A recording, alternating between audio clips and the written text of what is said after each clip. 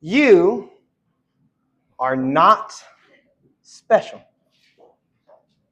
Four very usually self-deprecating words. Hear these often sometimes, some more than others. But by the end of this study, my goal is for us not to look at these words as destroying or tearing us down, but they remind us of love, of comfort, and peace. And I want to be able to, I want to leave y'all with you wanting to hear that statement and knowing like that's a great thing. My name is Clay Faber. I'm from the Whispering Pines congregation. I'm very thankful for this opportunity to speak here at Ardmore and thankful for those who are here. And I hope my study has something to benefit all of us. The point of verse I'm going to use for this study is from 1 Peter 5 and verse 9. To give it a little bit of context before we read that verse, is that the theme of this book, well, Peter's two books, is that he wants the congregations in Asia Minor to succeed. He knows that his time is drawing to a close because John 21, Jesus told him that when he was older, he was going to pass away. Not that when he was 157, just then when he was older, what he was at the time. And so Peter thinks to himself, man, I'm about to be gone. What am I going to do? What am I going to leave these people to remember with? And so in chapter 1 and verse 14, in 2 Peter, he writes, hey, I'm about to die. Here's some things you guys need to remember. But when we look at the first letter he sends, 1 Peter, the question we need to be asking is, why was this the first thing he decided to write about? So let's read our verse, 1 Peter 5 and verse 9, where it says, but resist him, firm in your faith, knowing that the same experiences of sufferings are being accomplished by your brethren who are in the world. Now, next question I got to ask is, why here in chapter 5? Of all the other places, why does he decide to write this in this specific spot? Well, remember, success is key.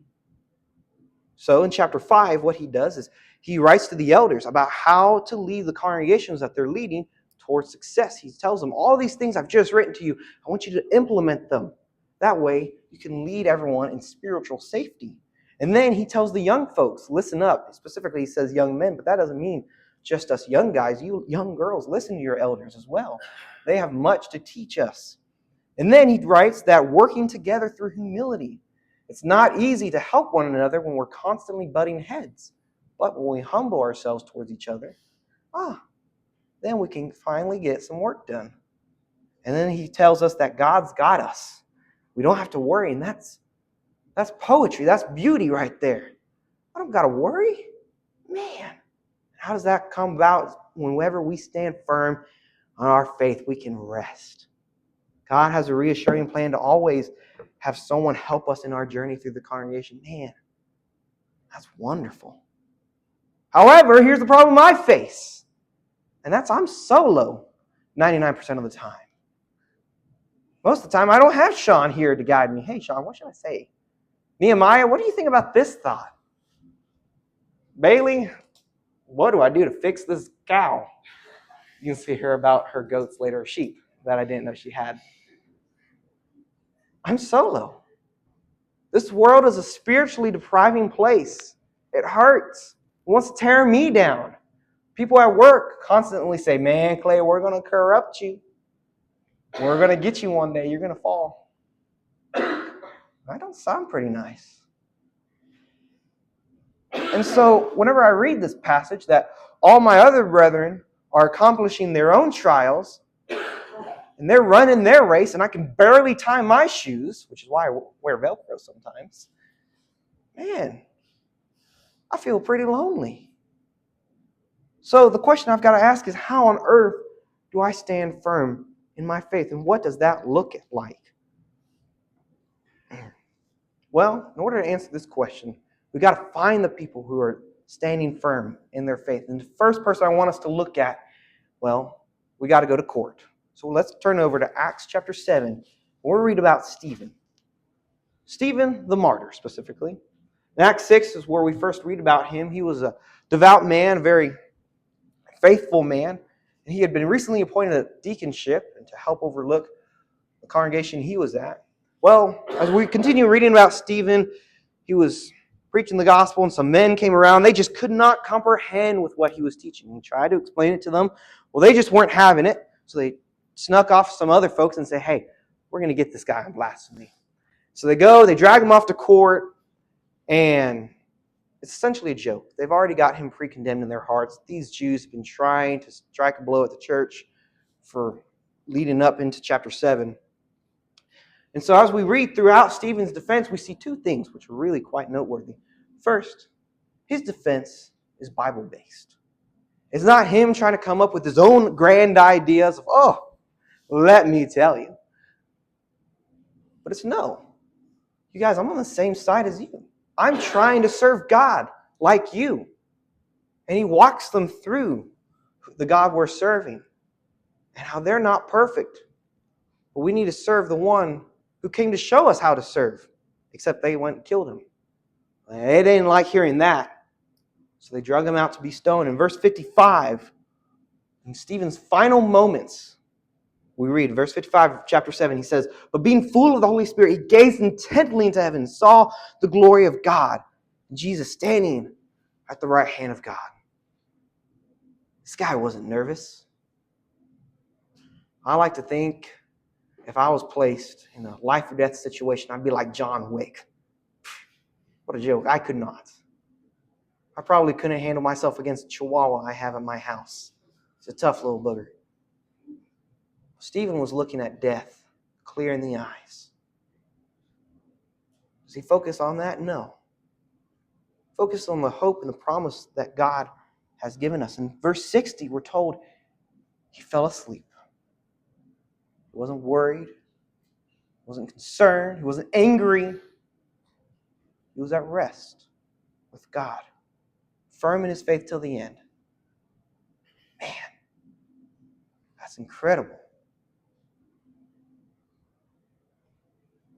Stephen relied on God in his darkest moments, showing that us too in our darkest moments, and temptation and trials, and worries and anxieties, we too need to rely on God. But how? How, when I'm being tempted, when someone is trying to trip me up and they want me to fall, what am I supposed to do? If you're like me, you need step-by-step instructions. That's why I went to the job I did, because I can see step-by-step how my job works. So I need to know the steps. Well, let's go to prison. We're going to read about Peter in Acts chapter 12 and verse 5. Now, give a little bit of context while you're turning there. What we see here is that a new king has recently come into reign. And what he'd done was he'd recently killed James, the brother of John, and he made him very popular amongst the Jews. He's like, let's do it again. So he captured Peter. Now, when he captured Peter, he assigned him to death, and this guy wasn't escaping. It tells us in verse 4 that he had 4 squads, which is about 16 guards, and he was sleeping in between 2 guys in verse 6, and he's bound and chains. It's over. You're not getting out of there. There's no way he could have gotten out of there. And even if he could have, those guards would have tried with everything they had to keep him in there. So what can you do when it's hopeless? It's game over. What do you do? Well, verse 5, overwhelmed and confused and concerned, the church prayed. Verse 5, it says, so Peter was kept in the prison, but prayer for him was being made fervently by the church to God. Through prayer, God answered their request. And we see in verses 7 through 11 that Peter escapes. And at the end of verse 11, he acknowledges God because of him that he escaped. In verse 11 it says, when Peter came to himself, he said, now I know for sure that the Lord has sent forth his angel and rescued me from the hand of Herod and from all that the Jewish people were expecting.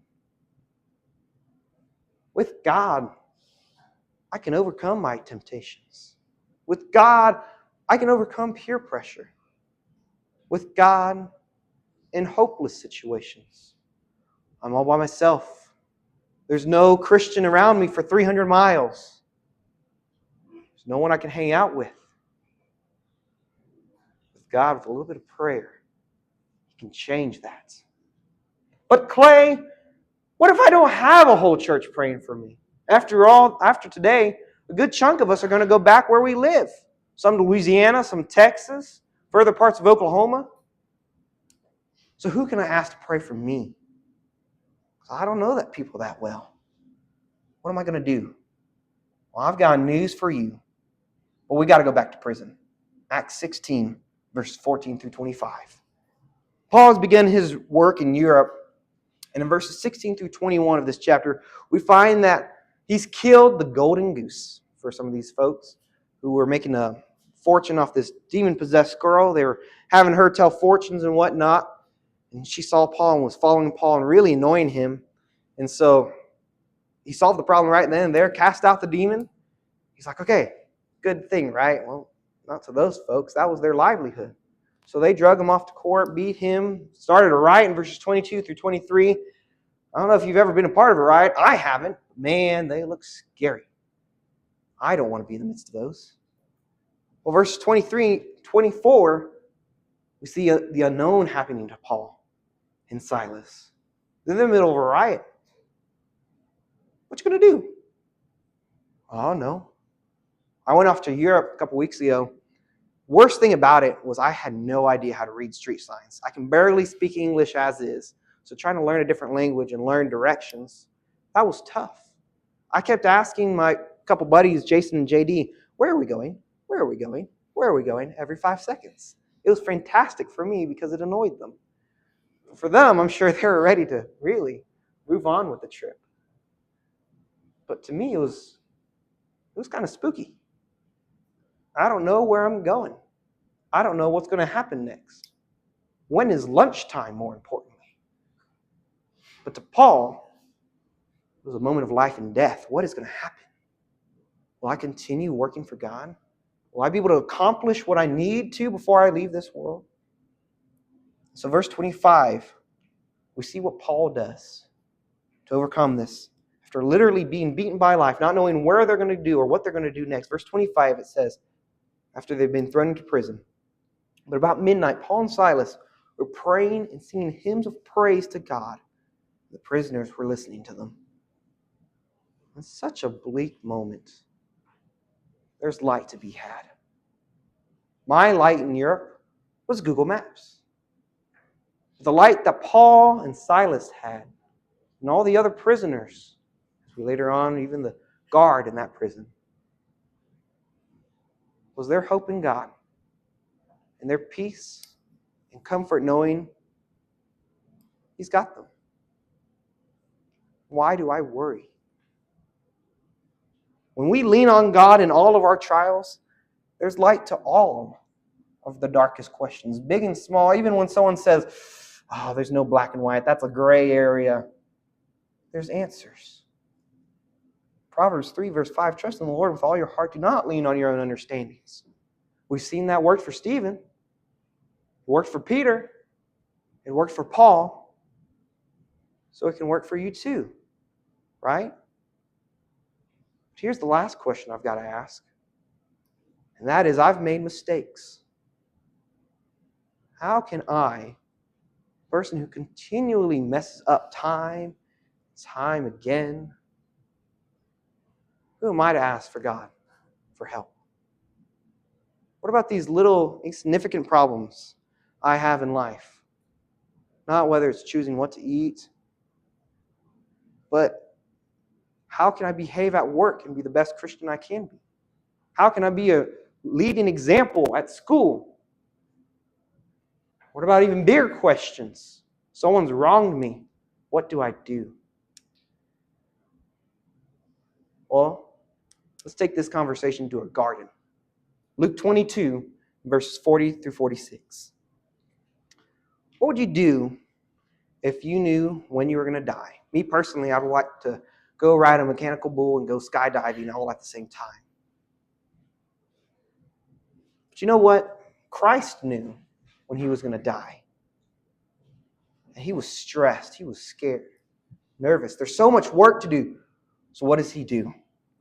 Verse 41, and he withdrew from them about a stone's throw, and he knelt down and began to pray. Verse 44, he began in agony. He was praying very fervently, and his sweat became like drops of blood falling down upon the ground.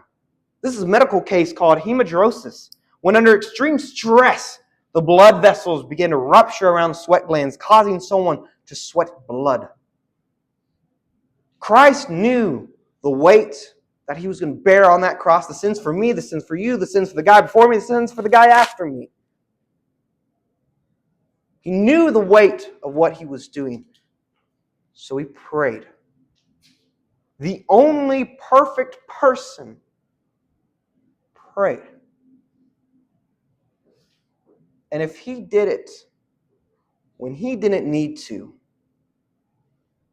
then good gravy, I need to, because I need it. And that's the point I want us to take away from this, that in our darkest moments, we can turn to God. Like Stephen, when we're set up to fail by so many others, my hope is in God. My prayer for his relief and his comfort. Like Peter, when I don't know what's going to happen, I trust in God. And I pray to him for guidance. Like Paul, when I'm alone, set up for who knows what.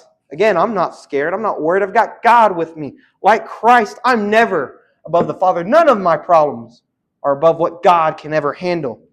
Anyone can pray for what they need from God. It's the beauty of it. You can, I can, we all can for each other, or you can for yourself. The next question I've got to ask is, how on earth do I pray? What needs to be my mindset when I go to God? Can I pray for a lightsaber? Is that how this works? Well, to answer this question, we got to go to a temple and meet a tax collector and a Pharisee in Luke chapter 18, verses 9 through 14. Here we see two folks praying. Yet one is a prayer of, oh, I'm so great. I'm such a good guy. Lord, thank you for making me so great and awesome. It's nothing about him and himself only. It's nothing. So the other one, the other fellow praying, is one for help, a humility cry. And what does that accomplish? Philippians 4 verse 6. What happens when I make my request known for God? Well, let's read Luke 18 verses 13 through 14. What it does for us. But verse 13, but the tax collector, standing some distance away, was even unwilling to lift up his eyes to heaven, but was beating his breast, saying, God, be merciful to me, a sinner. I tell you, this man went to his house justified rather than the other. For everyone who exalts himself will be humbled, but he who humbles himself will be exalted. Justified and exalted. The best way I've ever heard justification, or the thought of what justification is just if I'd never done it. That awkward moment 10 years ago, that thing you should have done, the time you should have stood up for Christ, it keeps you up at 10 o'clock at night, the thing you think about in the shower like, oh my goodness, I can't believe I did that. God can get rid of it. And he can exalt you and make you something better, more perfect. I can't buy that at Amazon. I want that.